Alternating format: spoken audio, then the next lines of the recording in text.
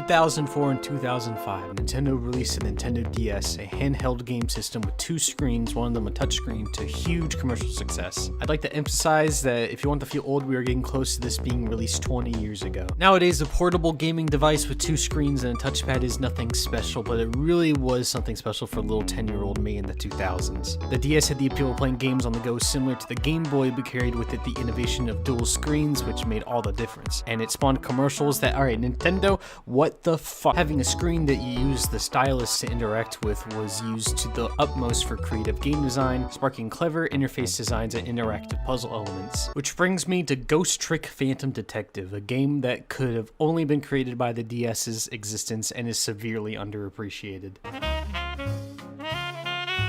In Ghost Trick, you are dead, and you become a ghost to try to figure out the circumstance of your murder. Hold on, this is the wrong footage. In Ghost Trick, you are dead, and you become a ghost to try to figure out the circumstance. No, hold on. Ghost Trick.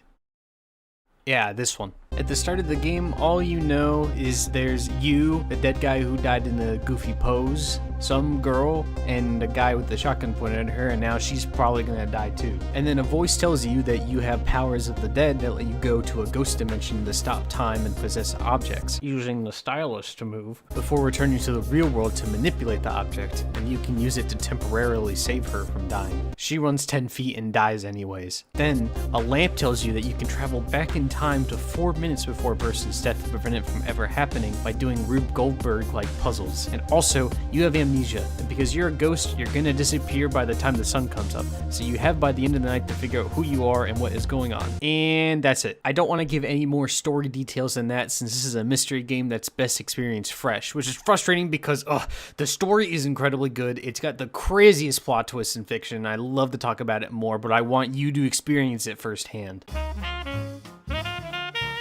This game is of the same mind that created the Ace Attorney series, and if you know anything about those games, is that they're well-written mysteries with a wacky cast of characters. Phoenix Wright characters tend to have exaggerated, bright qualities about them in both their design and how they act. They do a good job of being memorable as a result, and the same can definitely be said about Ghost Trick as well. And in some cases, these aspects are cranked up to 11 by pure necessity. The limitations of the Nintendo DS resulted in a lot of design decisions for its stylization. Characters need striking silhouettes to be seen on the small screen, and the animations need to be heavily exaggerated to come across well. You want to see a strong example of this? Look at this.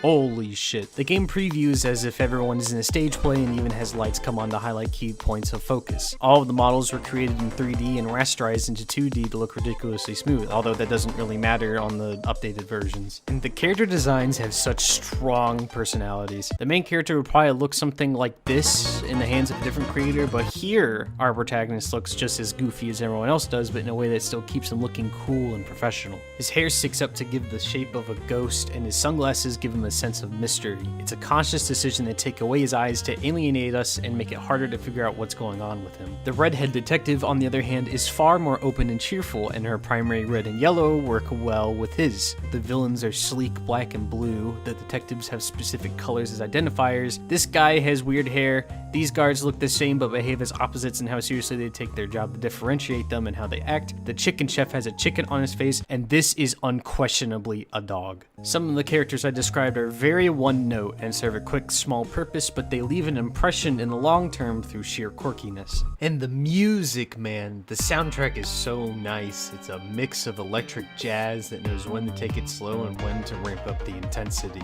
The original soundtrack got updated for the 2023 remaster, which, yeah, by the way, you can play this game now on any modern console. The game from the ground up was designed keeping the limitations of the Nintendo DS in mind, and playing it nowadays, those limitations are very obvious, especially with these kind of gross pillars at the edge of the screen. You do end up seeing the same animation over and over again, and having to rewatch portions of cutscenes when you fail puzzles gets time consuming, and the puzzles are very aha kind of rewarding, but also unforgiving. But even so, Ghost Trick Phantom Detective's strengths were actually accentuated by the limitations of the DS and would have never been created without it. And that makes it a certified must-play time-traveling ghost game. But you are a ghost who has no hands, so you can't pet the dog, so